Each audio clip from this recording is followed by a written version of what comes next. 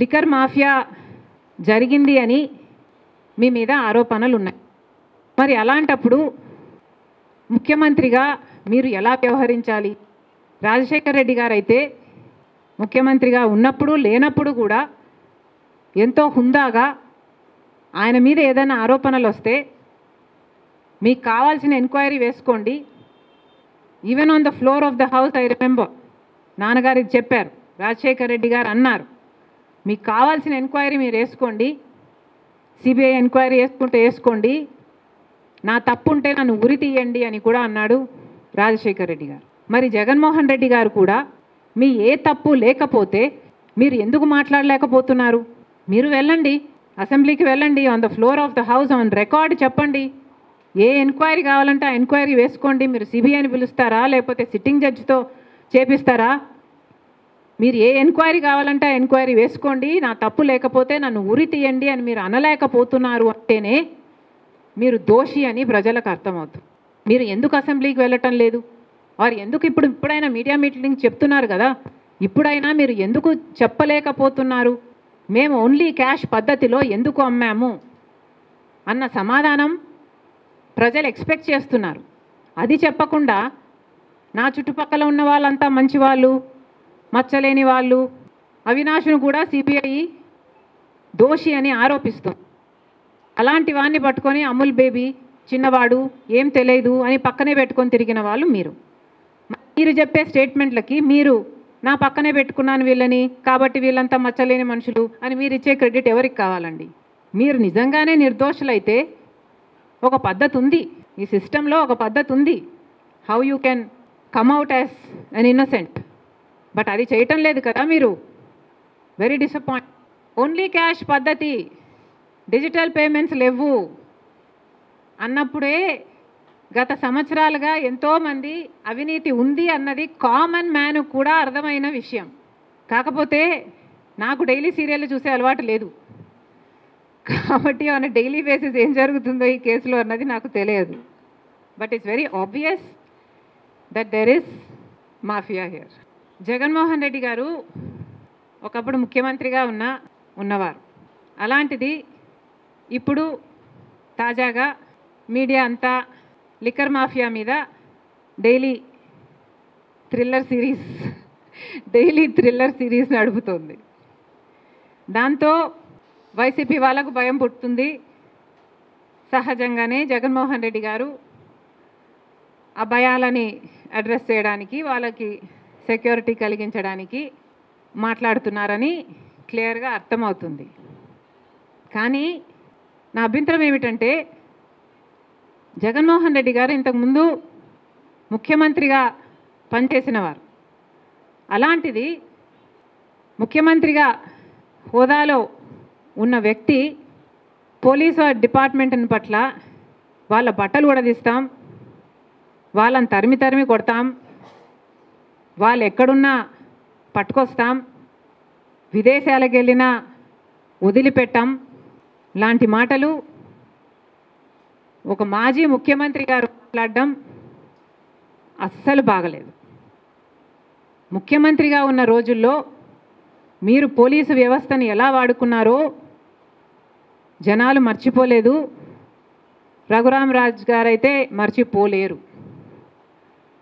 కాదంబరి జత్వాల్ లాంటి వాళ్ళు కూడా, వాళ్ళ పేరెంట్స్ కూడా మీ ఐఏఎస్ ఆఫీసర్లను, ఐపీఎస్ ఆఫీసర్లను పంపించి 40 రోజులు వాళ్ళని కిడ్నాప్ చేసినట్టు తెచ్చి 40 రోజులు వాళ్ళని కారణంగా బంధించి ఉంచారు. అలా వాడుకున్న మీరు పోలీసు వ్యవస్థ గురించి, పోలీసుల గురించి ఇంత తక్కువ చేసి మాట్లాడడం ముఖ్యమంత్రి స్థాయిలో ఉన్న వాళ్ళకి తగదని నా పర్సనల్ ఒపీనియన్.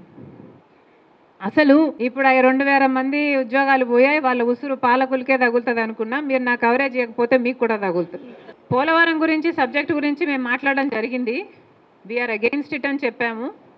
అదే కాకుండా 45 మీటర్స్ని 45 మీటర్స్ నుంచి 41 మీటర్స్కు కుదించడం అన్నది అమానుషం అని చెప్పాము. దీనికి వ్యతిరేకంగా కొట్లాడతామని చెప్పాము. కానీ ఇప్పుడు if I go in to the details of that project now, this is going to be side lined. So let's take తీసేస్తే ఏ ఒక్క ముఖ్యమంత్రి అయినా స్పందిస్తున్నాడేమో చూడండి. రాజశేఖర రెడ్డి గారు ముఖ్యమంత్రిగా ఉన్నప్పుడు దీనికి క్యాప్టివ్ మైన్ కావాలి అని ఒక మైన్ ఐడెంటిఫై చేసి ఒక ట్రైపార్టీ అగ్రిమెంట్ కూడా చేశారు. ఆయన ముఖ్యమంత్రిగా కొనసాగున్నా లేకపోతే బ్రతికున్నా అది కూడా అయిపోయేది. విశాఖ స్టీల్కి ఒక క్యాప్టివ్ మైన్ కూడా ఏర్పడేది. కానీ దురదృష్టవశాత్తు రాజశేఖర రెడ్డి గారు వెళ్ళిపోయారు. ఆ తర్వాత పట్టించుకున్న నాదుడే లేడు. 2014లో కాంగ్రెస్ పార్టీ అధికారం కోల్పోయింది, బీజేపీ పార్టీ అధికారంలోకి వచ్చింది. అప్పటి నుంచి మొదలయ్యాయి విశాఖ స్టీల్కు కష్టాలు. క్రమేణా బీజేపీ పార్టీ కొత్త రాష్ట్రం అని కూడా చూడకుండా, ఇది కొత్త రాష్ట్రం అని కూడా చూడకుండా, కనీసం కనికరం లేకుండా ఒక్క రకంగా కూడా విశాఖ స్టీల్ని ఆదుకోలేదు. బీజేపీ పార్టీ అన్ని విభజన హామీలన్నీ తుంగలో తొక్కింది.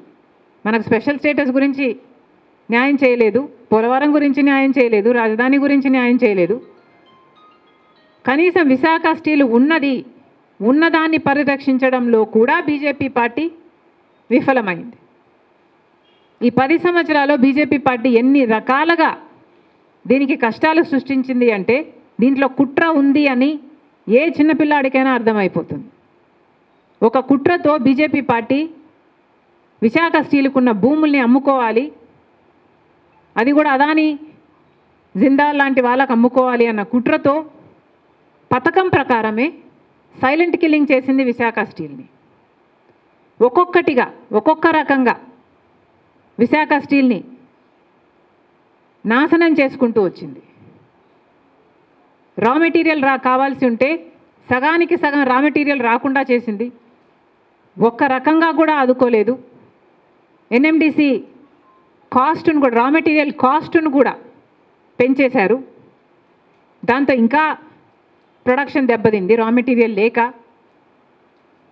కాస్ట్ ఆఫ్ ప్రొడక్షన్ ఎక్కువ అయిపోయి కనీసం విశాఖ స్టీల్కు సంబంధించి పవర్ ఉత్పత్తికి కావాల్సిన బొగ్గు సరఫరాలో కూడా ఒక రకంగా కూడా మేలు చేయలేదు, ఆటంకాలే సృష్టించారు.